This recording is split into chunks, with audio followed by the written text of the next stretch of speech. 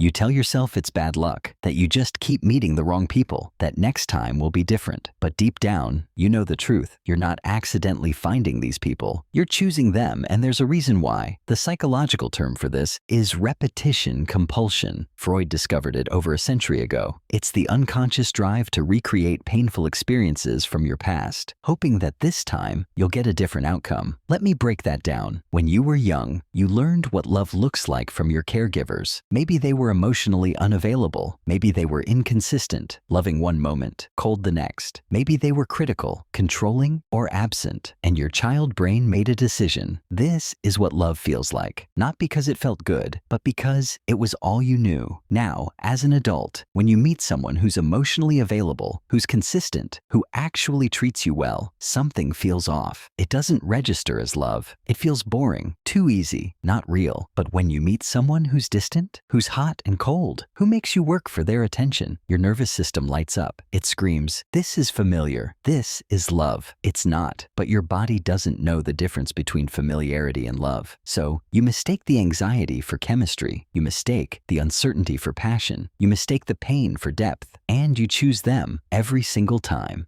If this is making way too much sense right now, hit that like button and subscribe to Class by Psycho, because we talk about the patterns you keep repeating but don't understand. Here's where it gets deeper. You're not just attracted to people who hurt you because they're familiar. You're attracted to them because you're trying to heal your childhood wounds through them. Psychologists call this trauma bonding, or the repetition compulsion to master. Your unconscious mind believes, if I can make this emotionally unavailable person love me, it will prove that I was lovable all along. It will heal the wound from when my parent couldn't give me what I needed. But here's the brutal truth. It never works, because you're trying to get from a stranger what you never got from your parent. And no amount of romantic love can fix that wound. Only you can. The philosopher Schopenhauer said, "We don't choose who we love. Our unconscious chooses for us based on what will create the most conflict and growth." He believed suffering in relationships is unavoidable, but he was wrong about one thing. It doesn't have to be unconscious. You can wake up, you can see the pattern, and you can choose differently. So how do you break the cycle? First, you have to recognize the pattern. Write down every person you've been seriously attracted to. Now, write down what they have in common. I guarantee you'll see it. The same emotional unavailability, the same mixed signals, the same flavor of pain. Second, you have to grieve. Grieve the childhood you didn't have. Grieve the parent who couldn't show up for you the way you needed. Because until you grieve what you didn't get, you'll keep trying to get it from people who can't give it to you. Third, you have to rewire what love feels like. When you meet someone who's kind, available, and consistent, and you feel nothing, that's not because there's no chemistry. That's because your nervous system is wired for chaos. You have to teach yourself that calm is not boring. Stability is not the absence of love. Safety is actually what real love feels like. And finally, you have to sit with the discomfort of choosing differently. When you date someone healthy and your brain is screaming, "This doesn't feel right," you have to override it. You have to remind yourself, of course it doesn't feel right. I've been conditioned to associate love with pain. Real change feels wrong at first. That's how you know it's working. Because here's what nobody tells you. You can't heal in the same environment that broke you. You can't fix your attachment wounds with someone who recreates them. You have to choose people who challenge your dysfunction, not confirm it. That's the only way out. Thanks for listening to Class by Psycho. If this explains something you couldn't put into words, share it with someone who needs to hear it.